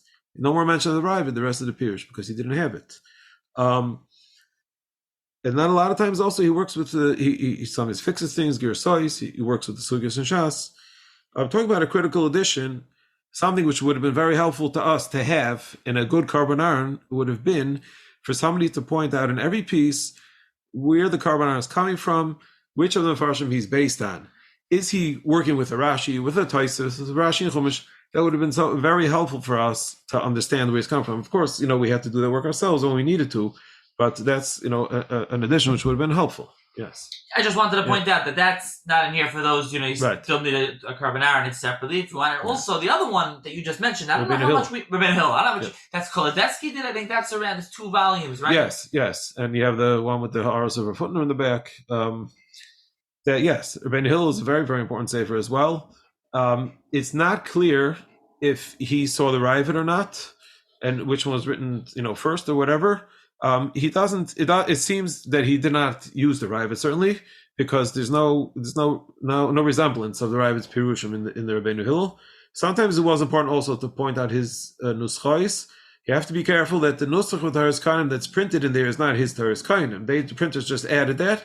We only took a nusach from through his Pirush, and we saw in the Pirush itself that it was using a different nusach, which is very important. Yes, it's a very important sefer on Toras Kohanim as well. So that's a separate sefer as well. Because basically the point I'm just trying to make is to print everything at Toras Kohanim is impossible. The amount that you've done with the text of the Toras Kohanim, the Gersois, the Aras, the Ravid, the Miuchas Rash Mishans, and the other small Purushim itself is amazing. Really, it's just phenomenal. And so I just want to add to that. As I mentioned, we're trying to give out new things that weren't before, right? We don't have what to add in the Rabbeinu Hillel or the Karban Aron. Those Sfarim are readily available, nicely printed, and there's not something new that we're going to give out. We're not redoing the Chofetz Chaim, we're not redoing the Karban Aron, we're not redoing the Rabbeinu Hillel, right? But here are new Sfarim from manuscripts which were never printed before. That's what we're giving out. Yeah, they were never printed, and they weren't printed with these proper texts. Exactly. and then we're not done, so you were adding a lot from manuscript. And again, I'll post a picture of it because it's really, you have to see the page to see it to believe it kind of thing. So let's talk also about the introduction, and then there's also the maftechas, the indexes, and you've done something really interesting in here, a special little index in the front of the sefer besides the back that I want you to mention. But so the Mavoi, now that there's been, a bunch of, like, 5 volumes, I'm getting confused, there's 6 volumes, 6 volumes. Does each one have a separate introduction? Is there one that's introduction? You keep, review it, reference the other volume? How did you do that in each volume? What did you do? So there, of course, in the earlier volumes, much more was explained in the Mavo, obviously because those were the first volumes. But with each, additional volume, there are a lot more, things that we see from the Pirushim that, which we're able to point out again or point out in addition to what we point out in the first ones. And we also summarize the important things that the people need to know. If you're going to have this volume of Tazria and Mesorah in front of you, and it's important for you to know, let's say, the basic information of the manuscript of the Riva that we used, and you don't have the one of Vayikra in front of you, so, it's important to have that information in front of you. So that basic information we reviewed, and then we used, brought points out, either new things that were learned from each volume additionally, each parsha additionally, or new rayas, or sometimes additional things that we pointed out, like I told you before about, let's say, some of the mistakes that were in the earlier prints. So we brought a few more examples from this volume. Those additional things we put in each volume. In this one that has Tazria and Metzora together, so for Metzora we didn't really write another bubble because you have it here in the same volume, the beginning of Tazria, and it basically covers. So my father wrote Bimkom Mavo, just a short introduction to Metzora, and we brought a few additional things there that were important to point out from the Metzora. And otherwise, you look back in the Tazria one, you'll see everything else there. That's how we did it. Now, you mentioned before about the maftechas. So first of all, every volume comes along with extensive maftechas, and each maftech has a few sections to it. There's the maftech Makairis for the Toras Kohanim itself, and then there's additional Makairis that were brought in the mesorah Safra section, so that is a separate maftech to it. And then a maftech, which is more extensive, to the Ravid and the other mafarshim, and also sometimes additional things which were expanded on in the Haaros, and those are all included in the maftechas. The maftechas, also in the maftechas we added the quotes, like if we're bringing from a Gemara or other Sifri Chazal or Psukim, instead of just writing, Baba Basra, Chavkel Mama Beis, and you don't know why you're pointing out Baba Basra Beis, we'll also bring a short quote from there, so now you know what we're referring to in Baba Basra. So that makes the maftechas much more usable. Now you mentioned before the maftech that we did specifically over here in the Goyim, and that I did because I came to work on this project after I had learned Mishnayos Negoyim, and specifically for Mishnayos Negoyim, you must learn it alongside the Toras Kohanim. As I mentioned before, there's no Gemara Negoyim, number one, and there's a lot more in the dinim of of Hilchos Negoyim which are found in Toras Kohanim, which are not found in the Mishnayos. And also in addition, the drashas that are here, which are not found in the Mishnayos. And so therefore you need to learn that together. There's no Gemara, you need to learn that together with the Mishnayos. Additionally, the Pirush Aravid basically serves as a Pirush to the whole Mishnayos Masechta Negoyim. You don't have Gemara there. We have some Rishonim, we have the Rash and Mishnayos, and you have the Rambam, and of course the Amoraim like you have on every Mishnayos. But the Aravid is an extensive and in-depth Pirush on the whole Masechta Negoyim. The problem is that it's not an order of Masechta Negoyim. So when you're learning Masechta Negoyim, you have to know where to find everything in the Toras Kohanim, and then very often the Ravid will discuss something in a different place because it's connected, and it's not even in its place in the Toras Kohanim, even if you know where to find it in the Toras Kohanim. So what I did was I made a separate mafteach following the order of the Mishnayos with the quote of each Mishnah or part of a Mishnah, and where you're going to find that discussed in the Toras Kohanim, that halacha discussed in the Toras Kohanim, and in the Ravid, where the Ravid explains it. And sometimes, if on the Haaros of the Ravid, we wrote extensively to explain that halacha, which is directly connected to the Mishnah, then I also listed the Haaros to the Ravid. I didn't include the other Mefarshim because once you have the Toras Kohanim and the Ravid, it could lead you to the other Mefarshim if needed. Those are much smaller, but I think that it basically lays out for you a direct Pirush on Mishnayos Negoyim from the Ravid. Now you have a whole Pirush Ravid on Mishnayos Negoyim, and the what you need to add to fill in from the Toras Kohanim to the Mishnayos. Incidentally, when I was working on this, I made a small kuntris on the Parashas Tazri Metzayir, just on the Parashas of Negoim. Just a beer on the Psukim. This is not related to this project. This was just a small side thing that I did. I gave it out for Parashas Tazri Metzayir for people who want to learn, Chumash Rashi, know the basic dinim, and it's extremely complicated just to learn, the Parasha on Shabbos. Actually, the person who pushed me to do it was a neighbor who used to complain to me that he could do Chumash Rashi every Parasha on Chumash except for Tazri Metzayir. And so I wrote like a short beer to the Psukim and to the Rashis based on all the information that we have from the Mishnayos, the Toras Kohanim, to the Sefta, and the Rambam. And I made like a short sikum of the halachas before each second of each parsha, and then the biurim and the psukim. And when I did that, I realized also how much I'm bringing in from the Toras Kohanim, which I didn't have in the Mishnayos. And a lot of times important rivets which bring you basic dinim, which I wouldn't have known otherwise. And so for anyone who's learning Goyim, and in fact, since the Sefer came out, we already had tremendous feedback from people that are learning the Goyim, and they're using the Sefer extensively. I mean, I also gave it to many people who were learning the Goyim while I was working on it, pages of it here and there, different parashiyos. I just want to, we talked before about the general project with Toras Kohanim. I just want to talk about the how some of the letters that we got and Gedolim that mentioned about the project. First of all, we mentioned that the project really started a long time ago, and one of the original volumes that my father sent to Rabbi Yashiv, and without asking him, unsolicited, he wrote back a beautiful letter about the project of Toras Kohanim, which is uncharacteristic for someone like that who was so busy. He wrote a whole letter to my father thanking him for the Sefer, and writing that it was such a beautiful work.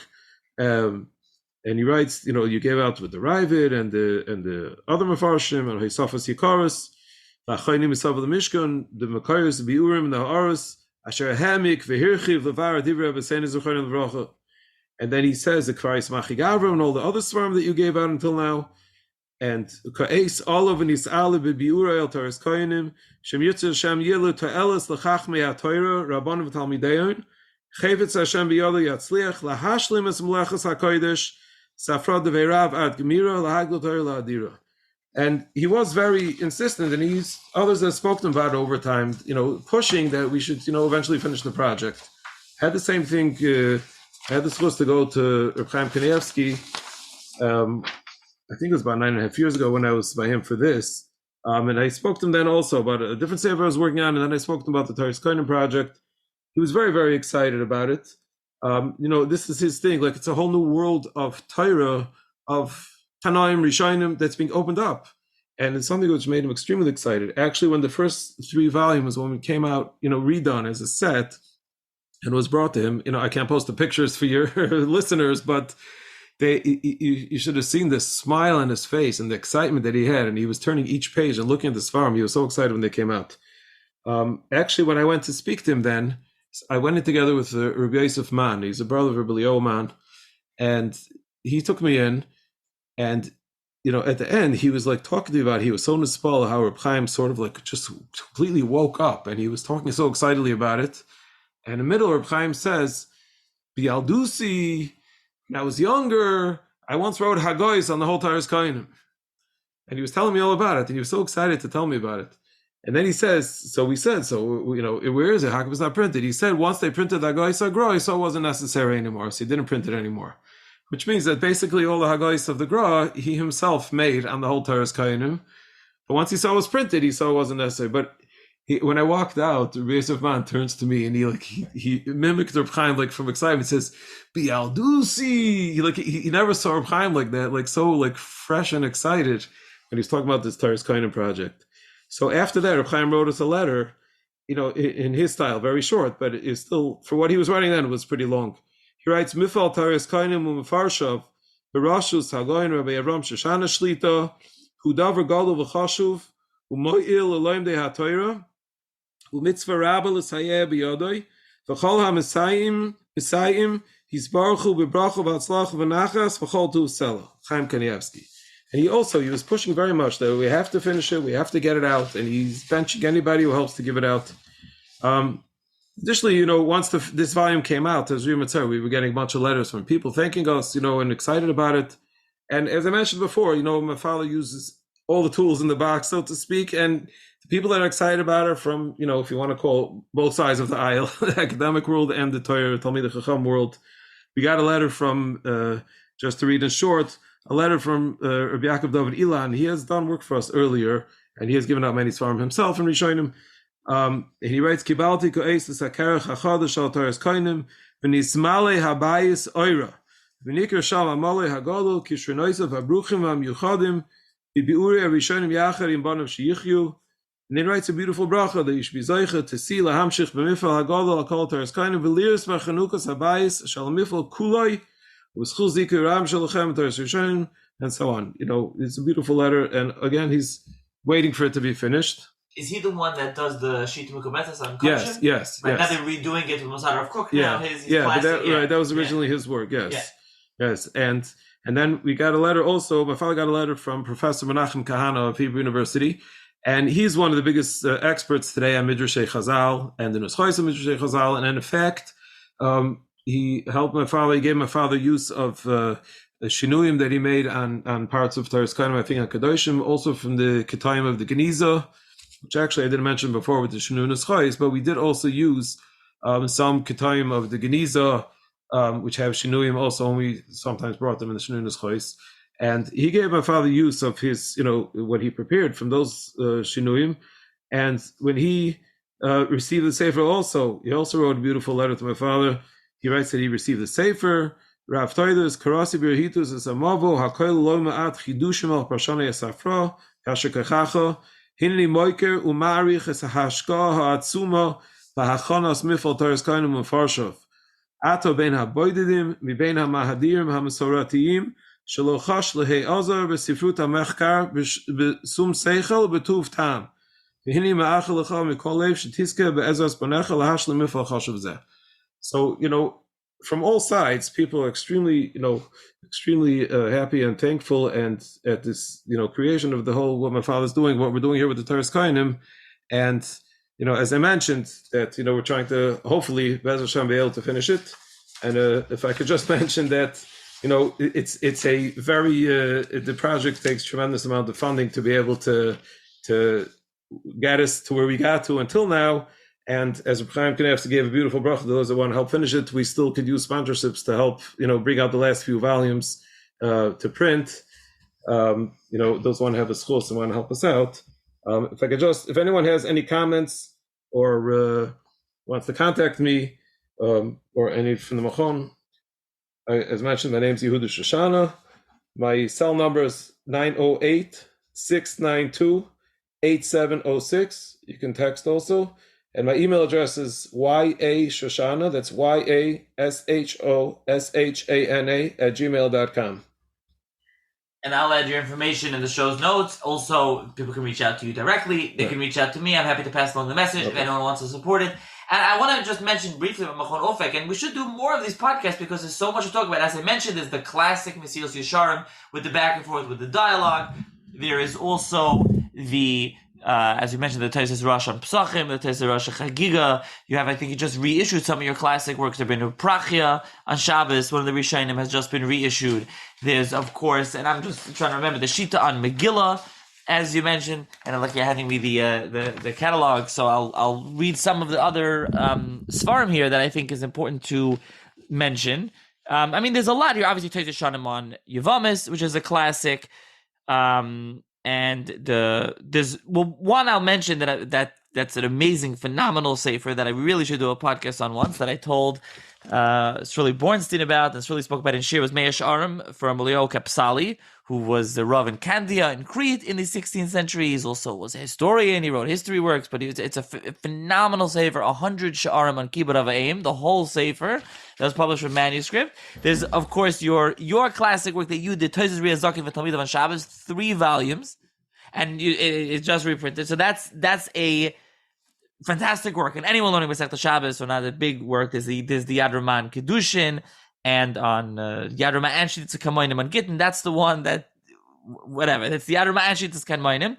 There's the Meirion of it, the base of Chira, and then you also printed separately his Seder Kabbalah, which is like the history of that Meiri. That was printed separately.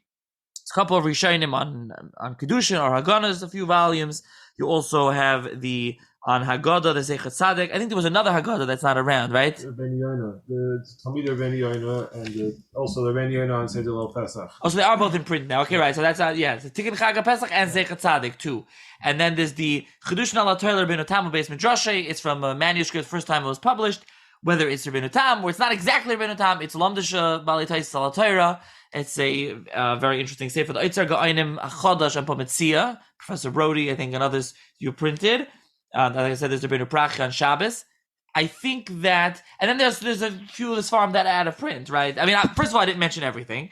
Second of all, there's others that I think you did in the past, the phenomenal work. Maybe we'll reprint it. The Rashi based Midrasha and Eiv. That's a fantastic, the best Rashi and Eiv. Yes. So that's not in print right now, right? I think it could be. Or is after we're running out, I don't know. It's low, but I'm not sure if it's completely out. I would have to check. I recently recorded an episode of Professor Jordan Painkower, one of the major experts on Rashi, just put out his collected volume of his articles, and I don't know which one of these episodes will come out first. And when he was mentioning the best editions of Rashi on every one of the Sfarim of Tanach, he said on Eiv, it's Machon Ofeq is the best Rashi on Eiv. Right. Like that is a phenomenal job. Right. So just mentioning that one, I don't know if it's Rabbi Yosef Chiyun on Yecheskel. Yes. It was the Rebbe the Barbanel. So you did that, and then actually you have your father has his own commentary on Derech Bina on Shoftim. Yes. There's that, and there's the again. There's so many Sfarim here that Machon Ofeq has done. And the Mesorah Shasharm, by the way, has been done in like 100 different editions. Small, big, large, small, English, Hebrew. But now that you did it in the one volume, it's a big green, it's green. Yes. It has like, it's Haras, Subayurim. Has both dialogue. And interestingly, I was just recently, a friend of mine was busy posting. He was talking about trying to figure out the pshat at the beginning of the Mesorah Shasharm in the Shalom, Hashem. And they were busy having machlokes. I said, "Did you look at the vikuach?" I opened the vikuach. I looked and said, they had tzad A and tzad B, A and B. I said, "Well, the Mesorah Shasharm clearly says like A. I mean, look at the vikuach. He clearly spells it out." And he was like, "What are you talking about?" I was like, "Well, he's like this," and I'm not going to say in here. He says, "Well, I saw this pirish from this Talmud Chacham and this Gadol says like this and this." I'm like, "Well, I don't know what to tell you, but the Ramchal himself says like this. You could open it up and look at the vikuach because." That's the only way to, you should really open a Machal somewhere. So that's one of your classics. And as I mentioned, there have been David and the Ra is still available. It's your father's work. Even if it's not available on Ofeq, that is your father's work. And those are, anyone that learns the Ra, anyone that learns Pesachim definitely uses Rabbeinu David. So to mention those. So the Toys Rosh Pesachim and Chagig are both available right now? Yes. Right, so those two have manuscripts, other things in there also. So Masada of Cook has the Toys Rush, but they do not have those volumes. So anyone, and it's not, I think, the regular set either, because you printed the first from manuscript. Oh, those were the manuscripts my father took out from the Ginsburg collection that I mentioned. So he's the one who published those. Correct. So I want to make that clear to anyone who says, "Oh, I have a set of Toys Rush or I own the Masada of Cook." It's not in there. So you still need these. You need these Toys Rush and the Shitan Chulin. I think we didn't mention. Shitan Chulin. It's being reprinted right now. It probably already was. It should have been printed a week or two by the time ago, this podcast is posted, it'll be published. It was out of print for a little while, but it's back in print now. And then there's also something Chuvas the Ga'ainim HaChadashis, which is not exactly Ga'ainim. It's really, a little bit, but it's mostly Provence. It's later, it's different Chuvas. Professor Emmanuel, I think, was the one who did it. So there's that. I mean, there's really just so much here and many more, and you're working on more stuff as well. Yeah. So working on a Rashi and Nazir now from Kisviat. And still have Rabbeinu Avram Nahar and Chulin. I was in the middle of, I sort of got sidetracked when I was working on this Toras Kohanim on Tazria, but I have to get back to finishing that as well. And the Rashi and Nazir, whether it's exactly Rashi or not, but for those that are familiar, the Gemara Nazir does not have Rashi in it. Right. The Rivan, so it's not Rashi. So it's very important. It's a fantastic thing. So many projects in the work. If anyone wants to have comments, questions, funding, reach out to you. They can reach out to me, you and Uri, and I can put them in contact. So long overdue to do a podcast about Machon Ofeq and the Toras Kohanim project. So thank you, Yehuda, for joining me. Thank you very much for having me. Really appreciate it.